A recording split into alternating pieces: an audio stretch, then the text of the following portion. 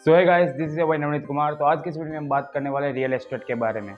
आप में से यार काफ़ी सारे लोग ऐसे होंगे जिनको रियल एस्टेट में कभी आना ही नहीं है, लेकिन यार हमारा इस फील्ड के बारे में अवेयर होना बहुत ज़रूरी है। आज के ज़माने में किसी भी फील्ड में सक्सेसफुल होने के लिए हमारा अवेयर होना बहुत ज़्यादा ज़रूरी है। हम वो पर्सन बिल्कुल नहीं हो सकते यार जिनको रियल एस्टेट कैसे वर्क करता है वो पता ही नहीं है। स्टॉक मार्केट की तो हमें ABCD तक नहीं आती। डिजिटल मार्केटिंग, एफिलिएट प्रोग्राम, ये सब कैसे काम करता है उसके में कोई नॉलेज नहीं है।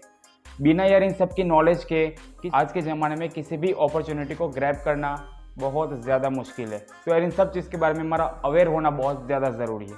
तो बने रहेगा पूरे वीडियो में, और अगर वीडियो पसंद आए तो वीडियो को लाइक कर देना और चैनल को सब्सक्राइब करना मत भूलिएगा। रियल एस्टेट एक ऐसा डोमेन है जिसके अंदर हमारे पास इनिशियली कैपिटल होना बहुत ज़्यादा ज़रूरी है। रियल एस्टेट का एक थंब रूल है जिसे हम बहुत ही जनरल रूल भी कह सकते हैं। यहाँ पे एरिया एंड लोकेशन बहुत ज़्यादा मैटर करता है, या फिर हम ये भी कह सकते हैं कि सिर्फ एरिया और लोकेशन ही मैटर करता है। किसी भी रियल एस्टेट की प्राइस लोकेशन टू लोकेशन बहुत ही ज़्यादा फ्लक्चुएट करती है। जब आप किसी शॉपिंग मॉल में जाते हैं तो जो शॉप जो कि आपके आंखों के बिल्कुल सामने है, जिसके ऊपर आपकी सबसे पहली नज़र पड़ती है, उसकी प्राइस कई बार 50 लाख, 60 लाख, 70, 80 लाख तक हो सकती है। और दूसरी शॉप है जो कि उसी शॉपिंग मॉल में है, लेकिन वो एक ऐसे लोकेशन पर है जहाँ पे लोगों की ज़्यादा नज़र नहीं जाती, या फिर कह सकते हैं कोने में है, उसकी प्राइस है 18 से 20 लाख। इतना डिफरेंस तक लोकेशन की वजह से आता है। तो रियल एस्टेट में लोकेशन मैटर अलॉट, या फिर ये भी कह सकता हूँ कि ओनली लोकेशन इज मैटर। अब रियल एस्टेट में दूसरी चीज़ जो गौर करने वाली है वो ये कि रियल एस्टेट की प्राइस जिस तरीके से बढ़ी है। अब मैं यार गुजरात के आणंद डिस्ट्रिक्ट का रहने वाला हूँ, तो मैं यहाँ का एक एग्जांपल ले रहा हूँ। तो आणंद में 1 बीघा ज़मीन जो कि अच्छे खासे लोकेशन पर है, यानी कि ना ही बहुत ही अच्छा लोकेशन और ना ही बहुत ही बुरा लोकेशन, उसकी प्राइस 2000 के साल में कुछ 1 से 1.5 लाख के आसपास होगी। उसके बाद यानी कि 2009 में उसकी प्राइस बढ़ के कुछ 7 लाख के आसपास हो गई। फिर 2015 में उसकी प्राइस कुछ तकरीबन 11 लाख के आसपास, और 2022 में उसकी प्राइस बढ़कर हो गई 15 लाख। यहाँ पे अगर आप ऑब्जर्व करेंगे तो जो ग्रोथ है वो कांस्टेंट नहीं रही है। मीन्स पहले 2000 से 2009 यानी कि 9 साल के स्पैन में जो प्राइस है वो 7 गुना तक बढ़ गई। उसके बाद 2015 से लेके 2022 तक 7 साल लगे उसे और 4 गुना बढ़ने में।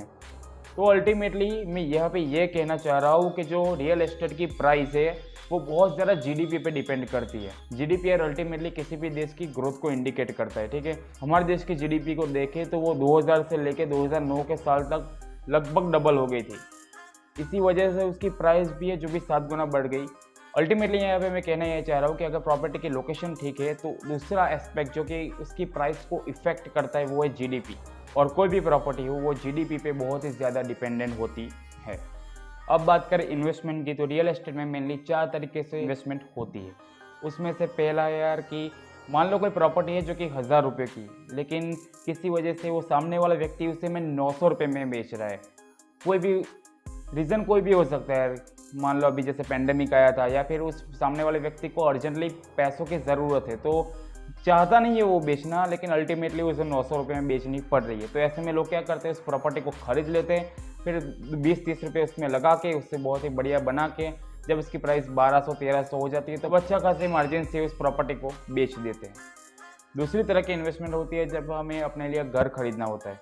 लेकिन यार जब आपको अपने लिए घर खरीदना है तब भी यार ठीक से अच्छे से रिसर्च करो और ट्राई करो कि जो 1000 वाली प्रॉपर्टी है वो हमें 900 में मिल जाएगी यार। अच्छी खासी 3-4 महीने की रिसर्च करोगे तो ऐसी प्रॉपर्टी भी मिल जाएगी। लेकिन हम क्या करते हैं, हम रिसर्च करते नहीं है, जाते सीधे ब्रोकर के पास, और ब्रोकर अपना चार्ज लेता है, वो भी अलग से। वो भी गलत नहीं यार, वो भी अपना काम करे, अल्टीमेटली उनको भी अपना घर चलाना होता है, तो वो भी कोई गलत बात नहीं है। अगर आप ब्रोकर के पास जाना चाहते तो वहाँ भी जा सकते हैं, मर्जी आपकी है। तीसरी तरह की इन्वेस्टमेंट, मान लो हमें यार वो 1000 वाली चीज़ लेनी तो है मगर हमारे पास 1000 रुपया भी है नहीं, तो अकॉर्डिंग टू RBI रूल्स हम क्या कर सकते हैं, हम पहले 20% पे कर सकते हैं। यानी कि मान लो वो 1000 वाली ज़मीन है तो पहले हम उसके 200 रुपये दे देते हैं और उसे अपने नाम हम करवा सकते हैं। फिर बाद में 5-6 सालों के अंदर हम EMI पर बाकी की पूरी पेमेंट कर सकते हैं। यार ये भी लीगली अलाउ है और काफ़ी सारे लोग ऐसा करते हैं। यहाँ पे कुछ इंटेलिजेंट लोग यार क्या करते हैं कि 20% मान लो पहले दे दिया, अब प्रॉपर्टी उनके नाम पर हो गई है, अब वो क्या करते हैं उसे किसी को किराए पर दे देते हैं, और जो किराया आता है उससे EMI पे कर देते हैं। तो अल्टीमेटली 5-6 सालों के अंदर पूरी प्रॉपर्टी उनकी हो जाती है सिर्फ 20% इन्वेस्ट करके। यार ये भी चीज़ भी पॉसिबल है, कई लोग ऐसा करते हैं। तो चौथी तरह की इन्वेस्टमेंट होती है कंस्ट्रक्शन, और रियल एस्टेट में जो सबसे ज़्यादा प्रॉफिट होता है वो कंस्ट्रक्शन से ही होता है।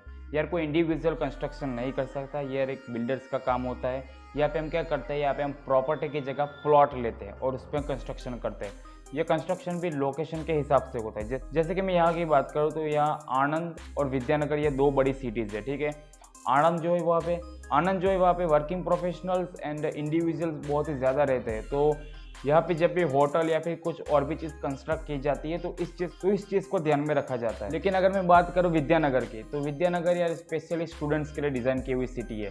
पूरे गुजरात में किसी भी सिटी के मुकाबले विद्यानगर में सबसे ज़्यादा कॉलेजेस एंड स्टूडेंट आते हैं, वो भी बहुत दूर दूर से पढ़ाई के लिए। तो जब भी कोई कंस्ट्रक्शन होता है तो इस चीज़ को ध्यान में रखा जाता है कि यहाँ एक रूम को 2 से 3 स्टूडेंट यूज़ करने वाले हैं। तो सिटी की लोकेशन अलग होने की वजह से वहाँ की कंस्ट्रक्शन भी अलग है और अर्निंग के सोर्सेज भी अलग है। इसीलिए मैंने वीडियो के स्टार्टिंग में ही कहा था कि रियल एस्टेट में एक ही रूल है कि यहाँ एरिया और लोकेशन बहुत ही ज़्यादा मैटर करता है। सो आई होप आपको रियल एस्टेट के बारे में काफ़ी सारा चीज़ें जानने को मिली होगी और आपके सारे इन्वेस्टिंग के रिलेटेड डाउट्स क्लियर हो गए होंगे। और अगर आप और भी रियल एस्टेट के बारे में जानना चाहते हैं तो उसके लिए जो बेस्ट बुक है उसकी लिंक मैंने नीचे डिस्क्रिप्शन बॉक्स में दी हुई है, आप उसे जाके अमेजोन पर से परचेस कर सकते हैं। तो बस इसी के साथ चलते हैं यार और इस वीडियो को यहीं पे समाप्त करते हैं। आई होप कि आपको वीडियो पसंद आया होगा, तो वीडियो को लाइक कर दीजिएगा और चैनल को सब्सक्राइब करना मत भूलिएगा। तो बस चलते हैं और मिलते हैं अगले वीडियो। तब तक के लिए take care, bye bye and